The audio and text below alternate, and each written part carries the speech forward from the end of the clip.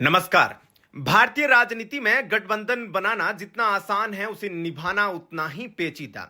2024 के लोकसभा चुनावों के बाद जिस इंडिया गठबंधन को सत्ता पक्ष के सामने एक मजबूत विकल्प के रूप में देखा जा रहा था, आज उसके भीतर से एक ऐसी खबर आ रही है जो आगामी 2029 के आम चुनावों की दिशा बदल सकती है।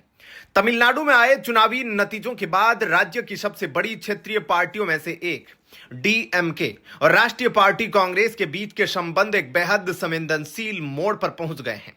आज के इस विशेष विश्लेषण में हम केवल सतही खबरों की बात नहीं करेंगे, बल्कि उन दस्तावेजी सबूतों, संपादकीय लेखों और रणनीतिक फैसलों को समझेंगे जिन्होंने इस दरार को जन्म दिया है। इस पूरे विवाद की जड़ें तमिलनाडु के हालिया विधानसभा चुनावों से जुड़ी है। राजनीतिक विश्लेषकों का मानना है कि इस चुनाव में डीएमके को सत्ता से बाहर होना पड़ा, जिसके बाद राज्य में नए समीकरणों की तलाश शुरू हो गई।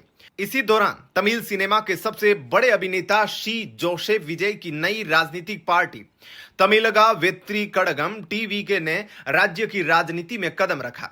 चुनाव के बाद आए नतीजों और बदलती लोकप्रियता को देखते हुए कांग्रेस ने एक बड़ा रणनीतिक फैसला लिया।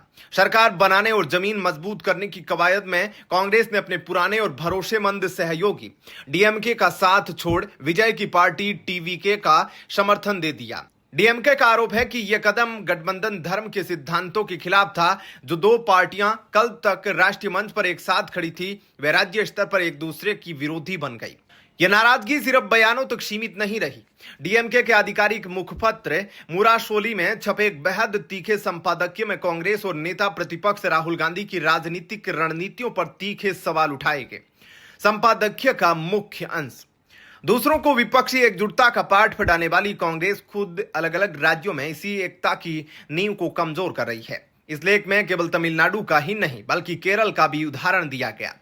संपादकीय में याद दिलाया गया कि केरल में चुनाव प्रचार के दौरान कांग्रेस ने वामपंथी मोर्चों के मुख्यमंत्री पिनराई विजयन की गिरफ्तारी तक की मांग कर दी थी।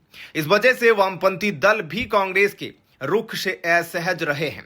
राजनीति के जानकारों का कहना है कि कांग्रेस का यह रवैया क्षेत्रीय दलों को यह सोचने पर मजबूर कर रहा है कि उनका मुख्य मुकाबला सत्ताधारी दल से है या अपने ही सहयोगियों से।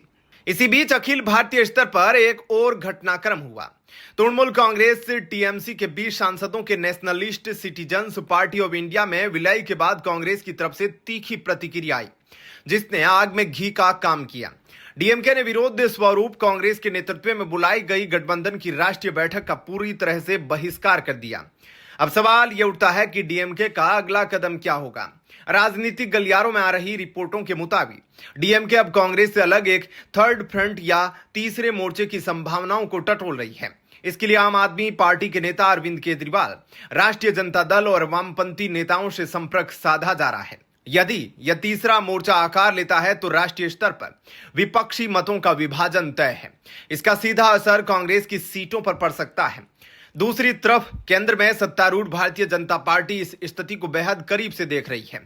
सरकार के सामने इस वक्त दो महत्वपूर्ण विधायी कार्य हैं। संसद में परिसीमन विधेयक और महिला आरक्षण संशोधन विधेयक को पारित कराना। अप्रैल के महीने में 2/3 बहुमत न होने के कारण यह बिल पास नहीं हो सके थे। वर्तमान में संसद के भीतर डीएमके एक मजबूत ताकत है, जिसके पास 22 लोकसभा और 10 राज्यसभा सांसदों को मिलाकर कुल 32 सीटें हैं। हालांकि बीजेपी और डीएमके की वैचारिक दिशाएं बिल्कुल अलग हैं, लेकिन नए राजनीतिक समीकरणों के तहत यह कयास लगाए जा रहे हैं कि परिसीमन बिल पर मतदान के दौरान डीएमके या तो सरकार का वॉकआउट करके अप्रत्यक्ष सहयोग कर सकती है या कुछ संशोधनों के साथ अपनी रणनीति बदल सकती है। संक्षेप में कहे तो तमिलनाडु की इस राजनीतिक हलचल ने यह साफ कर दिया है कि क्षेत्रीय दलों की अपनी प्राथमिकताएं होती हैं और वे राष्ट्रीय दलों के दबाव में अपनी जमीन खोना नहीं चाहते। कांग्रेस के लिए चुनौती अब सिर्फ सत्ता पक्ष से लड़ना नहीं बल्कि अपने कुनबे को बिखरने से बचाना है। आने वाले समय में परिसीमन बिल पर होने वाली वोटिंग और तीसरे मोर्चे की कवायद यह तय करेगी कि 2029 की चुनावी बिसात किस करवट बैठेगी। इस पूरे गंभीर विषय पर आपकी स्वतंत्र राय क्या है? क्या क्षेत्रीय दलों का राष्ट्रीय पार्टियों से अलग होना भारतीय लोकतंत्र को मजबूत करता है या कमजोर? अपने विचार नीचे कमेंट सेक्शन में गरिमा के साथ जरूर साझा करें।